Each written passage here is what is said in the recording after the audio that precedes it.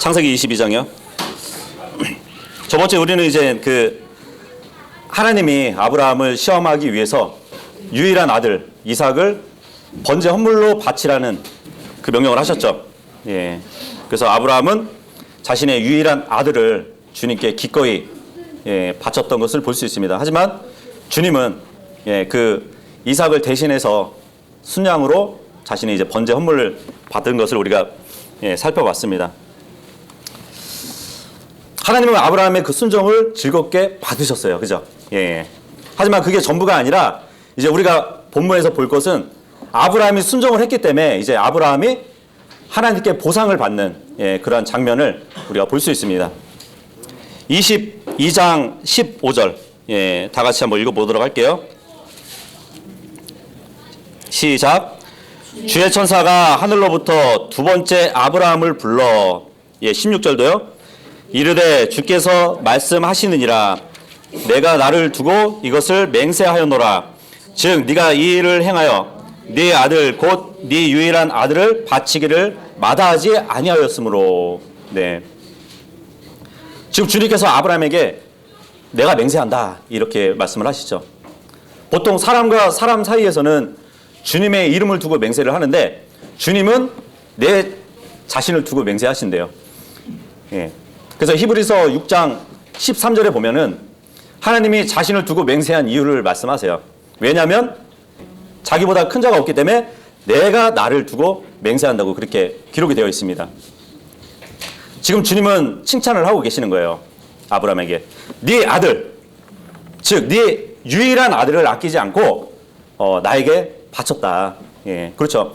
아브라함에게 있어서는 이삭이 굉장히 귀한 존재였잖아요. 그죠? 100세에 태어나가지고 굉장히 유일한 아들이었는데 그럼에도 불구하고 가장 귀한 아들임에도 불구하고 그 아들을 바치라는 하나님의 명령에 절대 복종한 것을 우리가 봤었습니다. 그래서 그러한 행위를 보신 하나님께서 아브라함을 칭찬해 주신 것이에요. 예. 그런데 성경에 보면 하나님의 성품에 대해서 많이 이제 언급이 된 게 뭐냐면 하나님은 공의의 하나님이시고, 그죠? 그리고 사랑의 하나님이시라는 것을 성경 곳곳에 기록이 되어 있습니다. 그 시편 37편 28절에 보시면 이런 말씀이 있어요. 이는 주께서 판단의 공의를 사랑하시며, 이 판단의 공의가 바로 공의를 행하신다는 주님을 말씀하시고 자신의 성도들을 버리지 아니하시기 때문이니, 이것은 바로 하나님의 사랑을 나타내는 거죠. 자신의 성도들을 버리지 않는다는 거잖아요. 그들은 영원히 보존되나 사악한 자들의 씨는 끊어지리로다. 이 28절 보면은 공의의 하나님 그리고 사랑의 하나님의 성품을 우리가 볼 수 있습니다.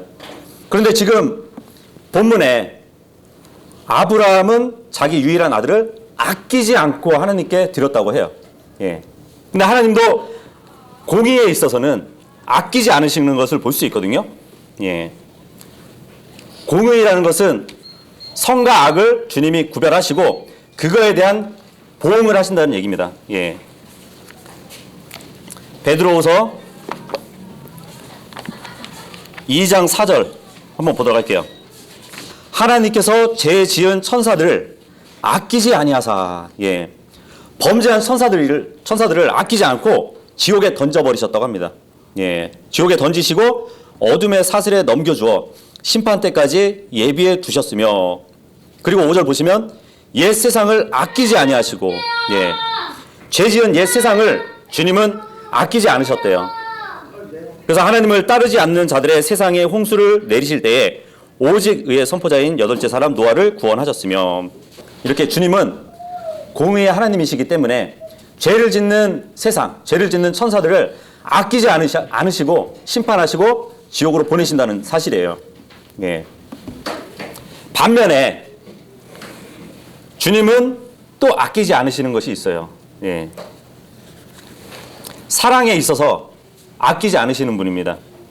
로마서 8장 32절로 한번 가보도록 할게요. 오늘은 본문이 짧기 때문에 성경을 많이 찾아볼 겁니다. 로마서 8장 32절에 보면 여기서도 이제 어떻게 보면 공의와 사랑이 다 같이 나오죠. 자신의 아들을 아끼지 아니하시고 우리 모두를 위해 그분을 내주신 분께서 어찌 그 아들과 함께 또한 모든 것을 우리에게 값없이 주지 아니하시겠느냐. 아까 우리가 베드로후서 살펴봤듯이 범죄한 천사들을 아끼지 아니하시고 범죄한 옛 세상을 아끼지 않으셨다고 그랬어요. 그죠? 그래서 심판하셨다고 했단 말이에요.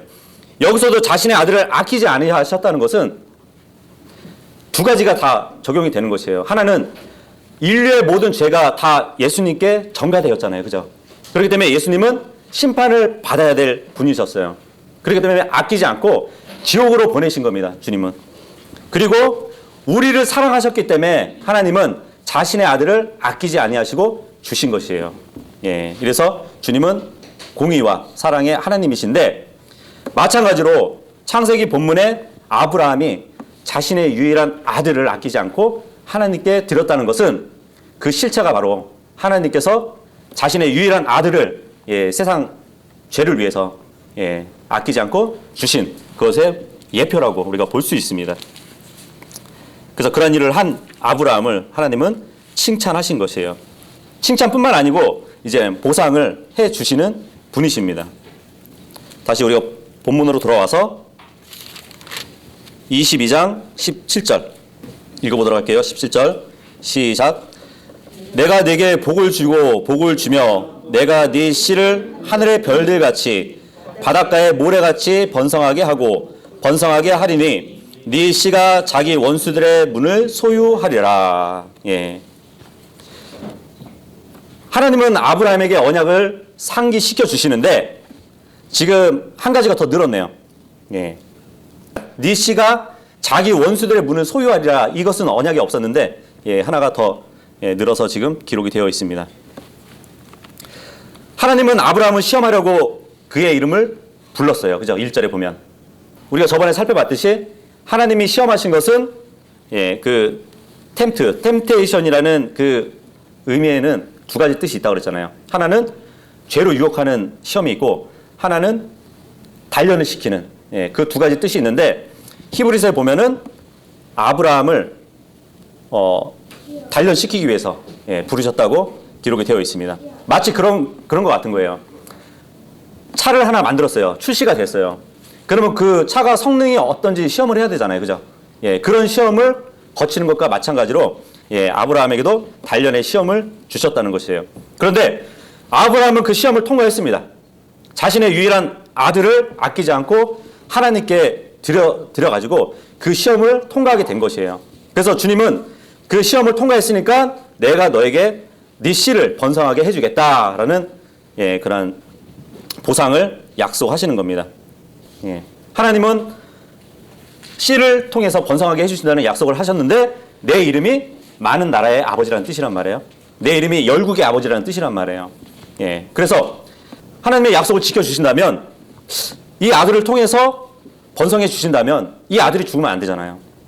그렇다면은 내가 번제 헌물로 드리더라도 다시 살릴 것을 아브라함이 믿었다는 것이에요. 그래서 그 답안지를 딱 내놨을 때 주님은 그 시험을 통과했다는 그 인정을 해주신 겁니다.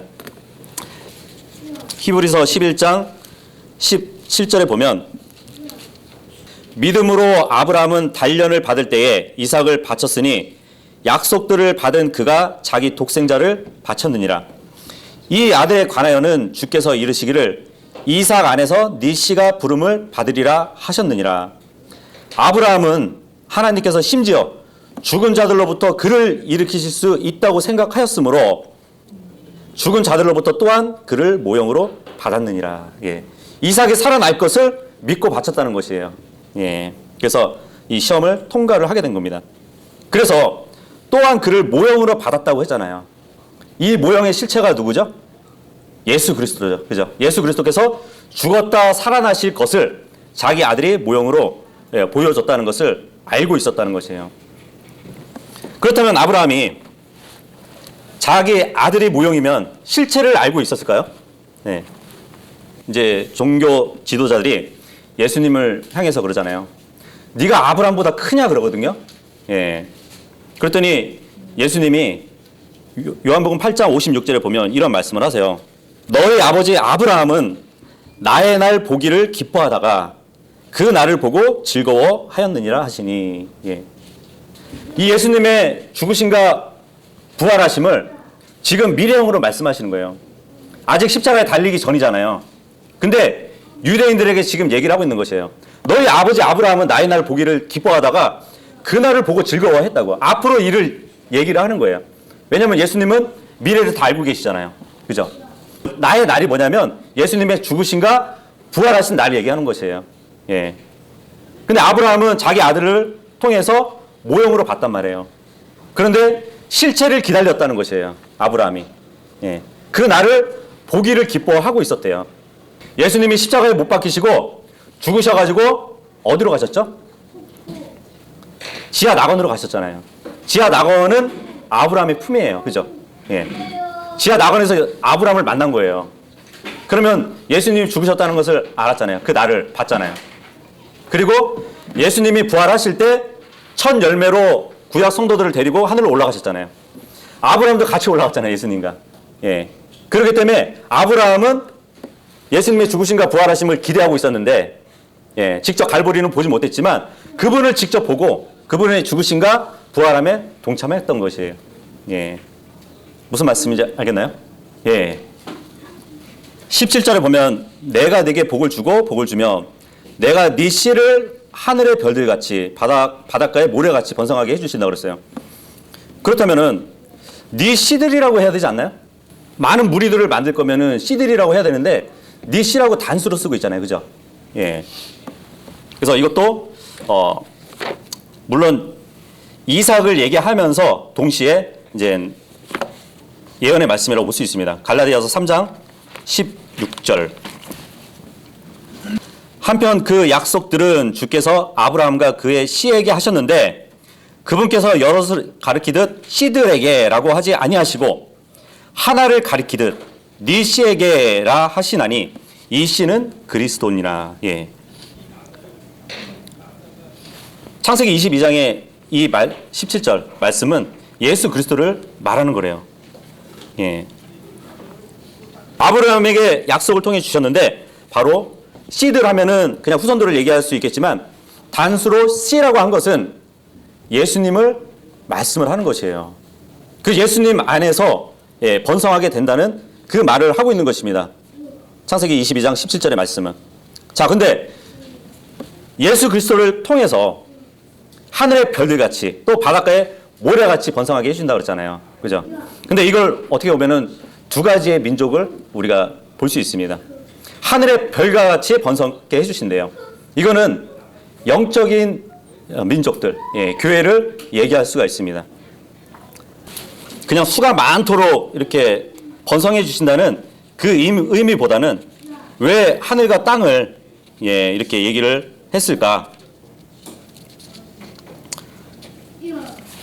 다니엘서 12장 2절에서 3절 보시면 땅의 티끌 속에서 잠자는 자들 가운데 많은 사람들이 깨어나 얼마는 영존하는 생명에 이르고.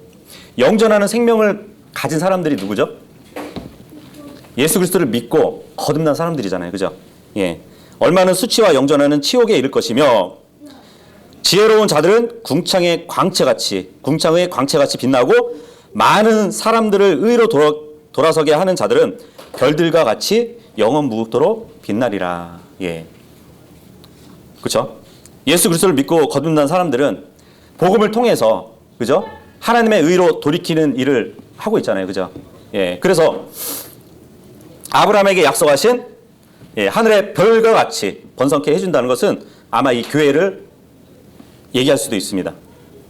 계시록에 보면은 7별을 뭐라고 그러죠? 7별. 7 천사들이라고 얘기하잖아요. 그죠? 교회의 천사들이라고 얘기하잖아요. 교회가 나중에 부활하고 나면 천사들과 같이 된다고 그러거든요. 예. 그래서 이 별은 하늘의 별과 같다는 것은 이 영적인 민족을 가리킬 수 있습니다. 그리고 바닷가에 모래같이 번성해 주신다고 그랬어요. 예. 바닷가의 모래. 열왕기상 4장 20절로 가시면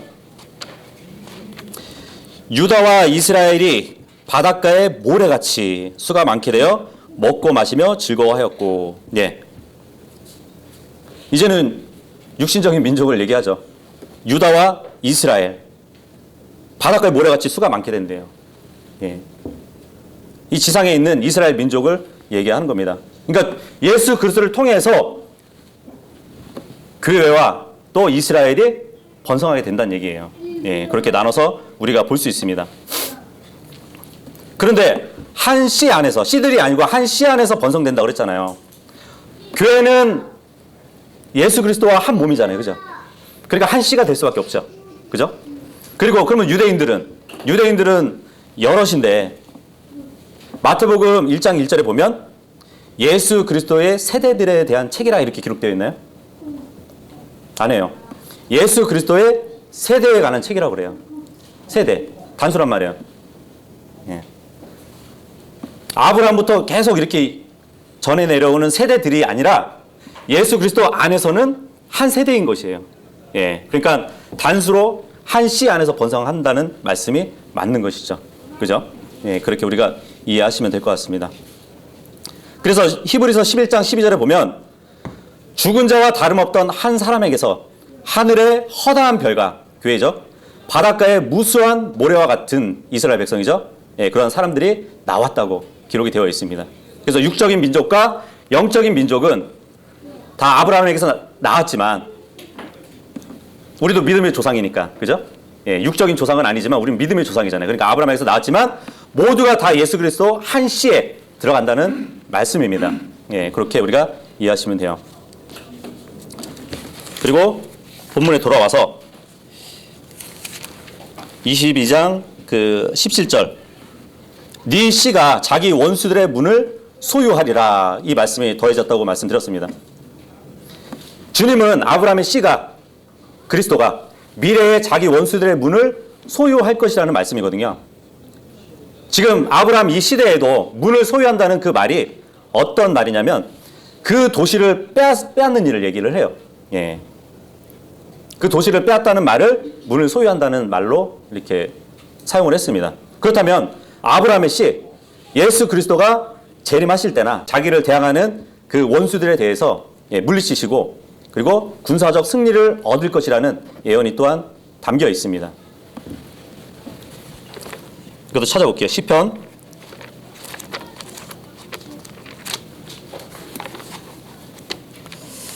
'오늘은 많이 찾아보니까 좀 때 좀 묻히겠네. 그죠? 그동안에 깨끗했는데. 좀 묻혀야 돼. 110편 6절에 이런 말씀이 있어요. 그분께서 그리스도죠. 이교도들 가운데서 심판하사 처소들을 시체들로 채우시고 많은 나라들의 머리들을 상하게 하시며 예수님이 재림하시고 나서 이 일을 집행하실 겁니다. 이게 바로 그 원수들의 문을 소유한다는 말씀입니다. 이교도들을 이제 심판하실 거란 말이에요. 그래서 다른 말씀에 보면은 이 이방인들 머리를 주님의 발받침으로 삼으신대요. 발받침. 그 머리에다가 발을 올려놓는다고 생각해봐요. 그 이교도들은 굉장히 수치를 받는 거잖아요. 그죠?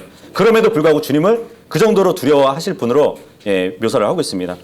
그리고 발에 먼지를 핥을 것이래요. 이교도들, 이방인들은. 그 정도로 이제 두려우신 분이거든요.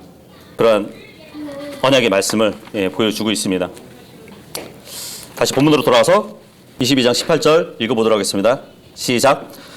또 내 씨 안에서 땅의 모든 민족들이 복을 받으리니 이는 네가 내 음성에 순종하였기 때문이라 하리라. 사람들이 그 씨 안에서 복을 받는데요. 그리스도죠. 그러니까 아브라함에게 언약하신 이 모든 성취는 천년왕국 때에 다 이루어진다는 것을 우리가 알고 있어야 돼요. 이 말씀도 마찬가지예요. 18절 말씀도 시편 72편 17절에 보시면 그의 이름이 영원토록 지속되고 그의 이름이 해와 같이 오랫동안 계속해서 있으리로다. 사람들이 그로 인해 복을 받으리니 모든 민족들이 그를 복되다 하리이다. 그렇죠. 예수 그리스도가 이 땅을 다스릴 때는 이방인들로부터 복된 자라고 또한 칭찬을 받는다는 것이에요. 그 변경된 성경에 보면은 아브라함을 가리켜서 네가 복의 근원이 될 것이라 이렇게 기록이 되어 있잖아요. 예. 아브라함은 복의 근원이 아닙니다. 예. 그죠? 예수 그리스도가 복의 근원이에요. 예. 근데 우리가 이제 이 창세기 22장을 보면 아까 이 언약을 말씀하실 때는 몇 번째 부르심이라고 되어 있었죠? 15절에 보면 주의 천사가 하늘에서부터 두 번째 아브라함을 불렀다고 그랬어요. 그러면 첫 번째 불렀던 때는 언젠가요? 11절이겠죠.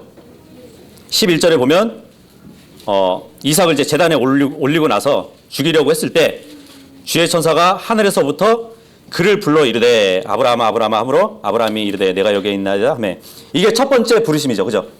그리고 두 번째 부르심은 지금 하나님께서 언약을 상기시켜 주는 거잖아요. 그래서 이 부르심을 딱 봤을 때 어떻게 보면 하나님의 경륜을 또 이렇게 적용해 볼 수 있겠더라고요. 예, 지금 하나님이 아브라함을 처음 불렀을 때가 언제냐면 이삭이 제단에 누워 있을 때예요. 그죠? 예수님의 대속을 예표하잖아요. 그죠? 그리고 두 번째 불렀을 때는 아브라함의 언약을 상기시켜 주는 것이에요. 그 성취가 천년왕국이라고 그랬잖아요. 천년왕국은 예수님이 재림하셔야 이루어지는 거잖아요. 그죠? 예. 그 순서를 좀 기억하시면 히브리서 9장 28절에 보시면 이와 같이 그리스도께서도 많은 사람들의 죄들을 담당하시려고 한 번 드려지셨으며 또 자신을 기다리는 자들에게 죄와 상관없이 두 번째 나타나사 구원에 이르게 하시느니라. 여기서 두 번째 나타날 때가 예수 그리스도의 재림을 얘기하거든요. 그러면은 처음 나타났을 때가 언제일까요? 사람들의 죄들을 담당하려고 한 번 드려지셨을 때가 그죠? 처음 나타날 때잖아요. 순서가 있죠. 하나님의 경륜을 봤을 때. 그래서 그 창세기 22장 이 부르심에도 보면 처음 부르심이 이삭이 제단에 누워 있을 때고 두 번째 부르심에 있을 때는 예수 그리스도가 재림하고 나서 이루실 천년왕국에 대한 언약을 상기시켜 주는 거잖아요. 예, 그래서 그거랑 조금 매칭이 되는 것 같더라고요. 22장 19절 하고 20절 예, 같이 읽어보도록 하겠습니다. 시작.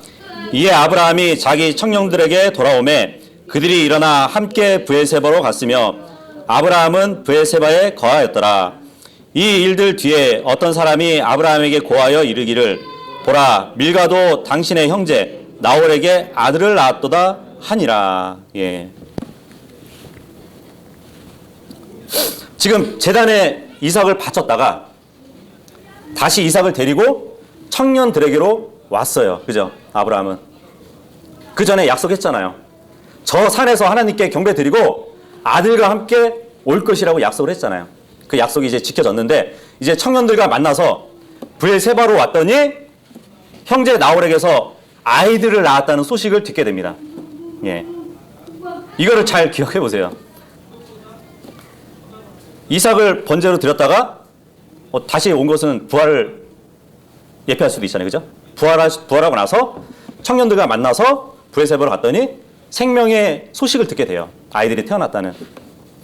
예수님이 십자가에서 못 박히시고 죽으시고 부활하셨어요.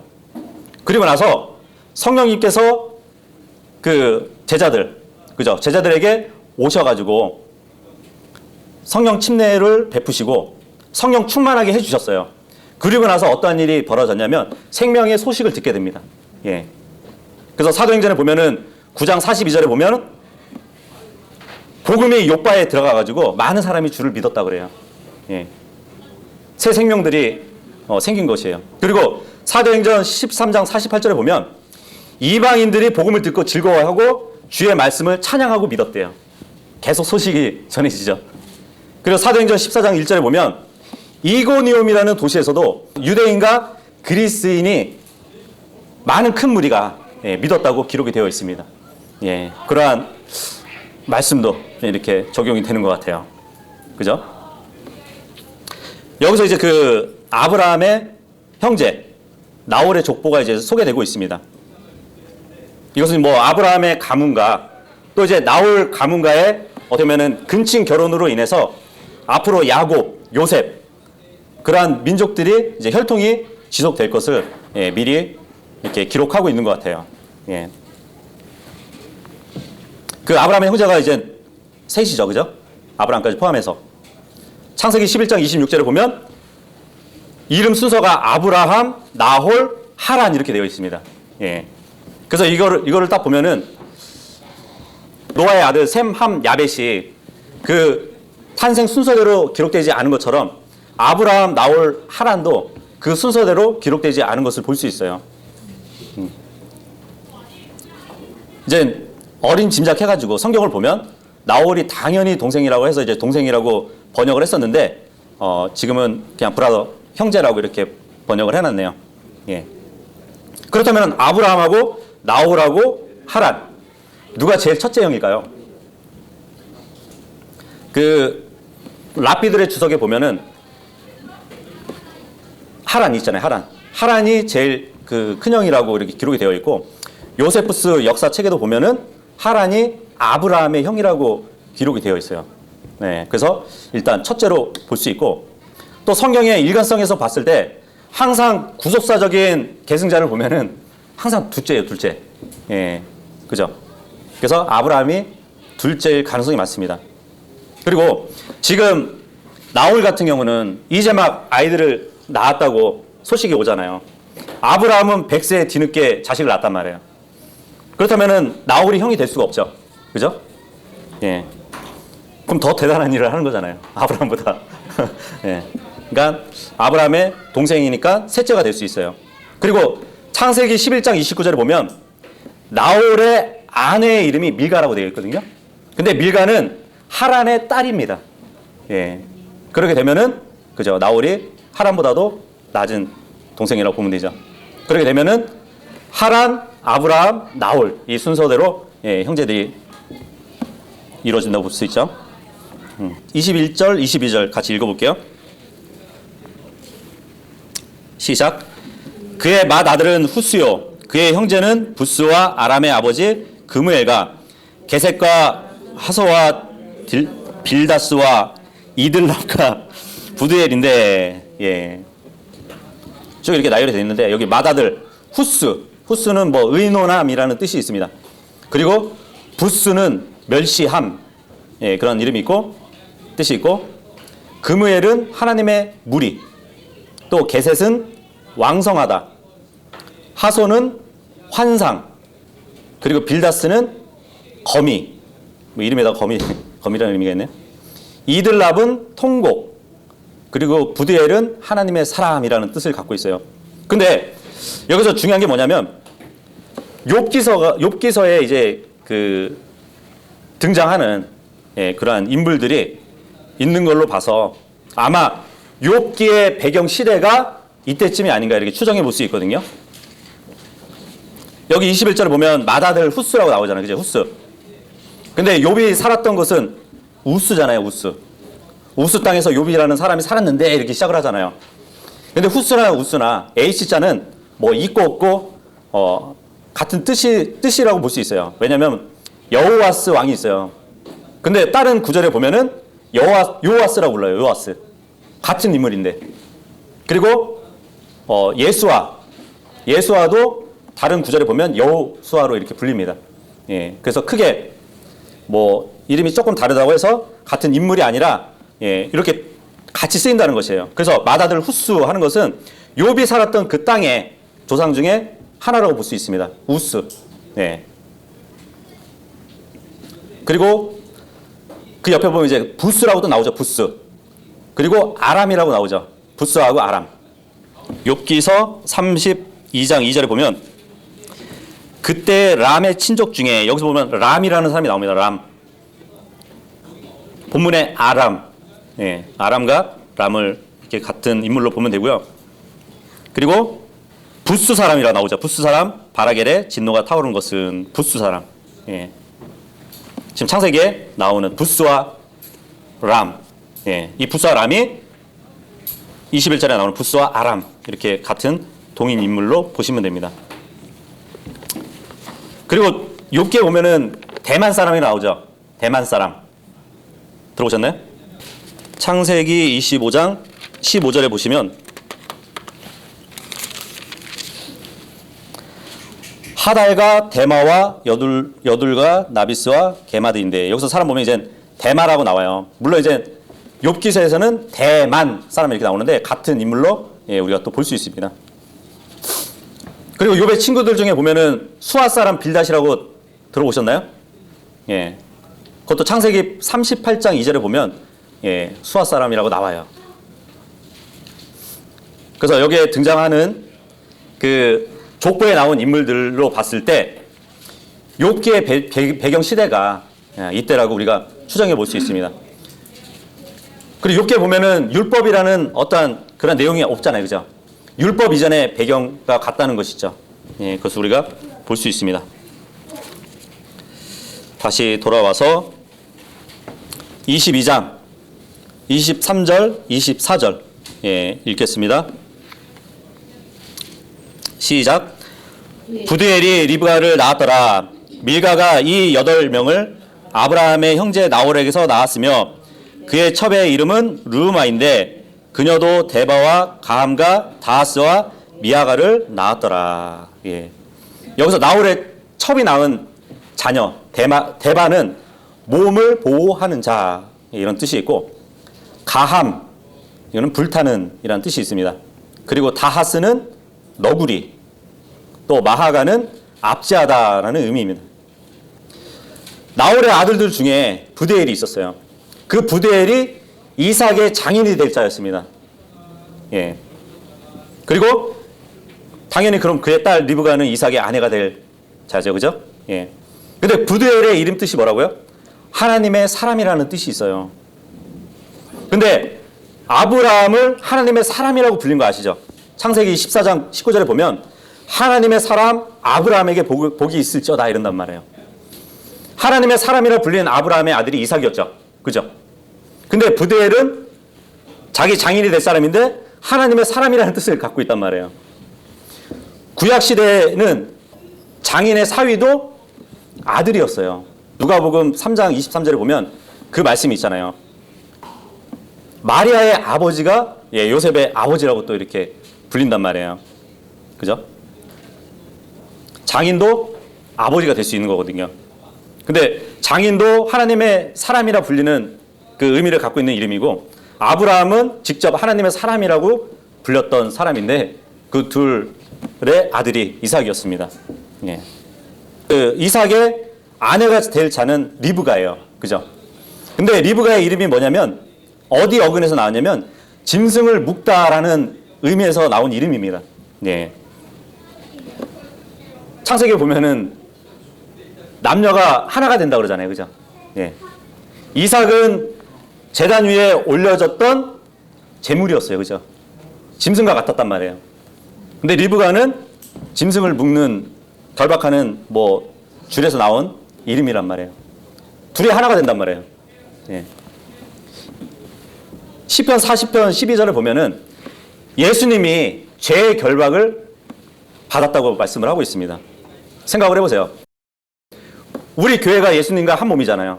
근데 우리가 한 몸이 되기 전에 우리의 죄들로 인해서 예수님은 결박을 당하셨어요. 우리의 죄들로 인해서. 그래서 그 관계를 또한 이렇게 보여주는 것 같습니다. 랍비들은 자기들의 주석에 리브가의 아름다움이 이삭의 사랑을 붙들어 메었기 때문에 그 이름이 그 이름 뜻이 있는 것 같다 이렇게 또 해석을 하더라고요.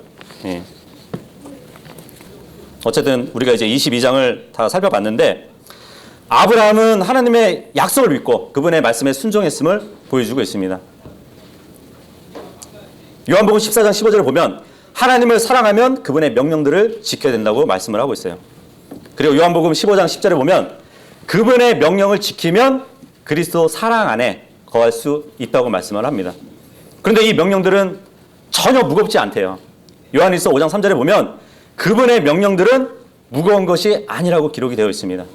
우리는 살아가면서 많은 시험을 당면하게 될 것이에요. 날로 번창하던 사업이 정말 하루아침에 망해버릴 수도 있고, 사랑하는 부모, 형제가 갑자기 막 숨져버리는 뭐 그러한 등의 사건들을 또 겪을 수도 있습니다. 아브라함은 자기 아들 이삭보다 주님을 더 사랑했던 자였어요. 예, 유일한 아들이었다고 하잖아요. 이삭을 번제 헌물로 바치라는 하나님의 명령은 정말 아브라함에게 큰 시험이었습니다. 그래서 성경은 누구든지 자기 아버지나 어머니나 아들이나 또 딸을 주님보다 더 사랑하면 그분께 합당하지 못한 자라고 기록되어 있어요. 여러분에게 있어서 제일 소중한 것이 뭔가요? 네. 하나님이 달라고 하시면 언제라도 내어줄 수 있는 것인가? 예, 한번 우리가 돌아볼 수 있어야 됩니다.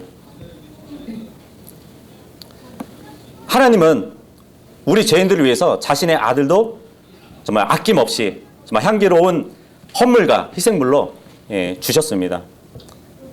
하나님에게서 가장 소중했던 것은 예수님이에요.